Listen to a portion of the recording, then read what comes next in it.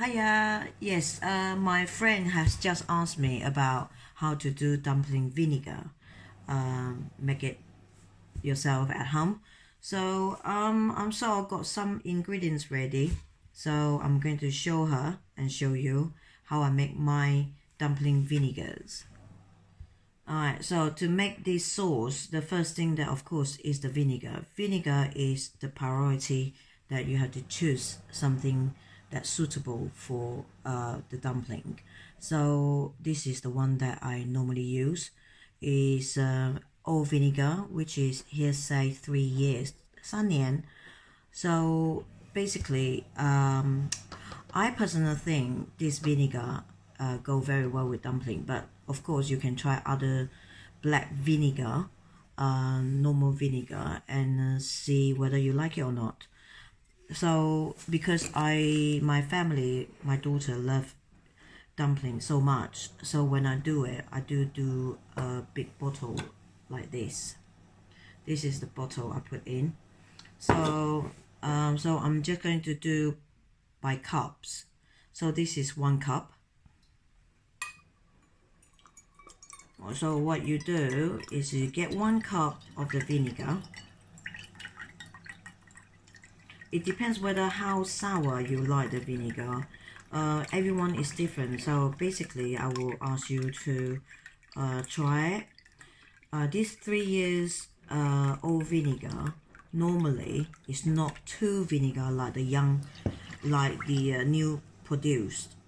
So I will just put 1 like this, and I probably will use half cup of the sugar because I do love the vinegar taste. So if you don't, then you put a bit more sugar in.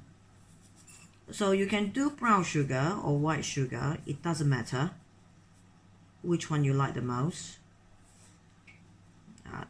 That will do. Alright, so the first thing, vinegar, a cup of vinegar and half a cup of the sugar. Brown or white sugar doesn't matter. And if you like a little bit taste of the kick, but not too much of spice, just a bit flavor to it, so you just put 1 of the dried chili in it to infuse it. So it tastes good. I like it this way because my daughter is eating it, so I'm thinking about I just put 1. If for my own taste, I probably put 3 to 4. So it all depends. So we let the sugar melt in there.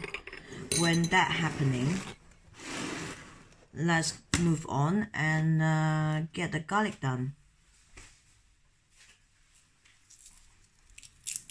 Alright, for the garlic, normally something like that, I would just put 3 to 5. That would do. You just slightly smash. Sometimes cooking, you doesn't need to be perfect, to be honest. You don't need to cut it nicely, neatly. Mainly is the favorite.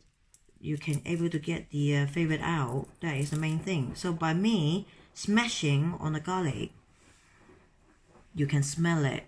It's absolutely gorgeous. So what I do is put in there as well, and I stir. So now that's it.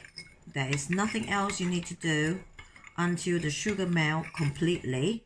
Taste it, like it, it's okay, do not need more sugar or more vinegar. Then you pour it into the container. After you've done the vinegar, you do not need to put it in the fridge.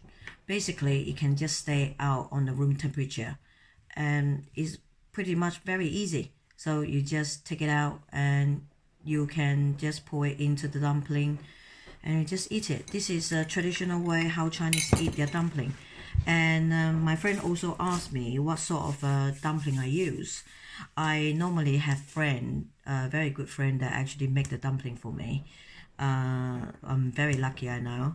But I actually got some frozen one that I try out, which is I think is quite good. and my daughter say it's okay. To her, it's okay. It's very good already. So let me show you the pack.